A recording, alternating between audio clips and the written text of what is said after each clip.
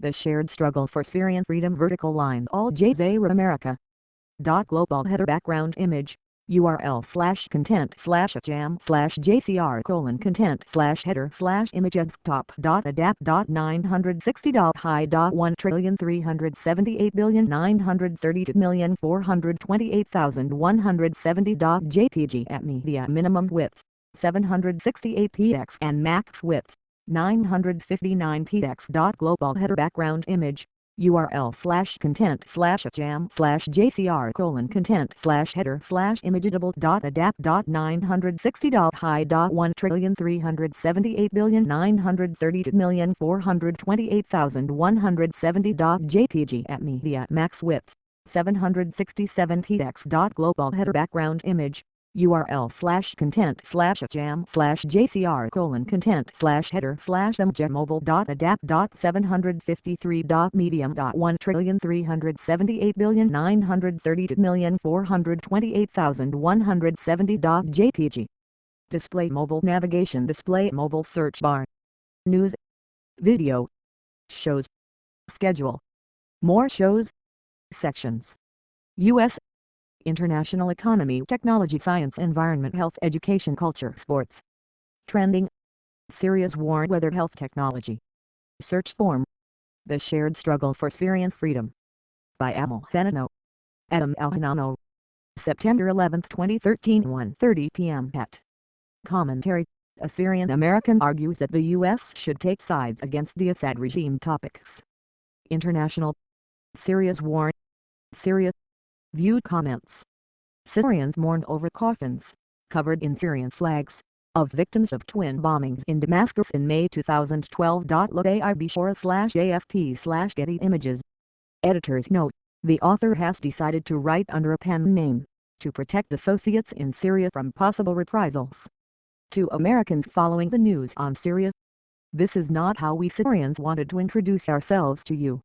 We did not want you to meet us via a television screen split between Secretary of State John Kerry speaking about America's newfound duty to stop Bashar al-Assad from using chemical weapons on his own people and the piles of dead children who were gassed on August 21, 2013.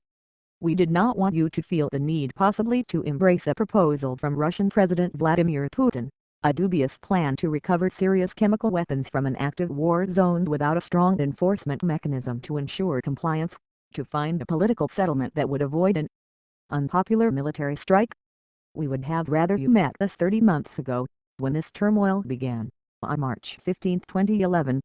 That day Syrians decided that they would no longer accept oppression in silence and that they were willing to die to live with freedom and dignity. And die they have, more than 100,000 and counting. To their chants for reform and cries against tyranny, the Syrian regime responded with bullets and cluster bombs. And for more than 2 years the world watched and said nothing. As an American, I want to remind you that we have been here before, at this very crossroads in the struggle for freedom and justice. Though we did not live that history ourselves, still we feel its ripple effects on our lives every single day. Although our democracy is flawed, would you dare ask if the freedom won from the American Revolution, the Civil War or the Civil Rights Movement was worth it? Such a question would offend the memory of the countless Americans who gave their lives for those causes.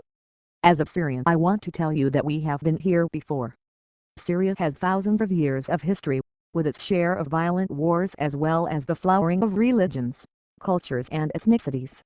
In recent years, we suffered the consequences of the Iraq War seeping through our borders. We are entangled in the unending regional conflict between Palestine and Israel.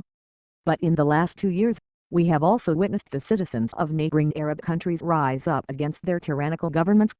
As a citizen of the world, I want to tell you that we have been here before.